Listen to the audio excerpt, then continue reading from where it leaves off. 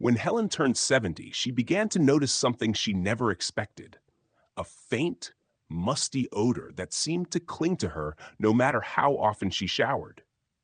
She changed soaps, washed her clothes more often, even bought expensive perfumes. But nothing worked. It wasn't body odor in the usual sense. It was something subtler, deeper, something that made her feel embarrassed whenever someone hugged her too closely. One day, while having tea with her friend Evelyn, Helen finally confessed. Evelyn laughed softly and said, "Oh, I had that too. It's not your imagination. It's an aging thing. But there's a trick to fix it. You're probably not washing the right spot."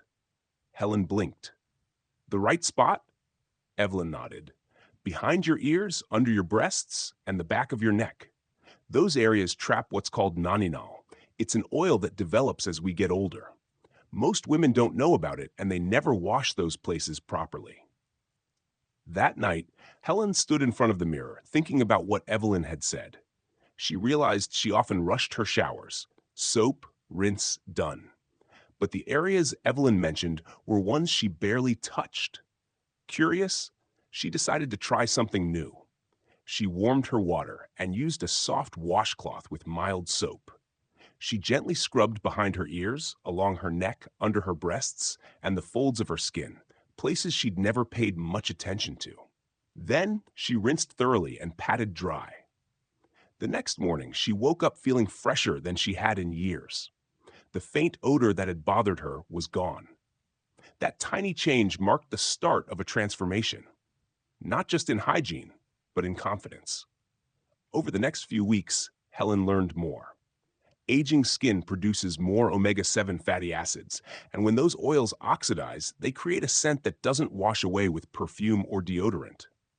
Most older women, she found out, don't even realize it's happening because they're used to washing the same way they did in their 30s or 40s. But older skin needs special care: gentle exfoliation, hydration, and specific attention to places where sweat and oil gather. Helen began creating a small routine each morning. Instead of rushing through her shower, she took her time. She used a pH-balanced body wash with green tea extract, focusing on her neck, underarms, back, and chest. She used a soft towel, not harsh scrubbing, just enough to lift away old skin cells. Afterward, she applied a light moisturizer with vitamin E, making sure her skin stayed smooth and supple. She also made small lifestyle changes. She swapped synthetic fabrics for cotton and linen, allowing her skin to breathe. She began drinking more water and adding green vegetables to her meals. Within a month, her skin looked healthier, and that faint odor that once embarrassed her never returned. One afternoon, Helen met her daughter for lunch.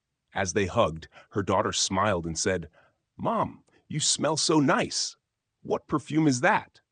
Helen laughed softly. "It's not perfume," she said. "It's just me, clean the right way." What surprised Helen most was how much this small discovery improved her confidence. She no longer worried about sitting next to someone on the bus or hugging a friend. She began dressing up again, wearing bright scarves and earrings. She even joined a local walking group, something she'd avoided because she didn't feel fresh enough. During one of their walks, a few women started talking about skin and aging. One of them complained about the same odor problem. Helen listened quietly, then finally spoke up. "There's a secret no one tells us," she said with a smile. "It's not your soap or your perfume. It's how and where you wash. Pay attention to the spots that hide under folds and behind your ears. That's where time leaves its scent."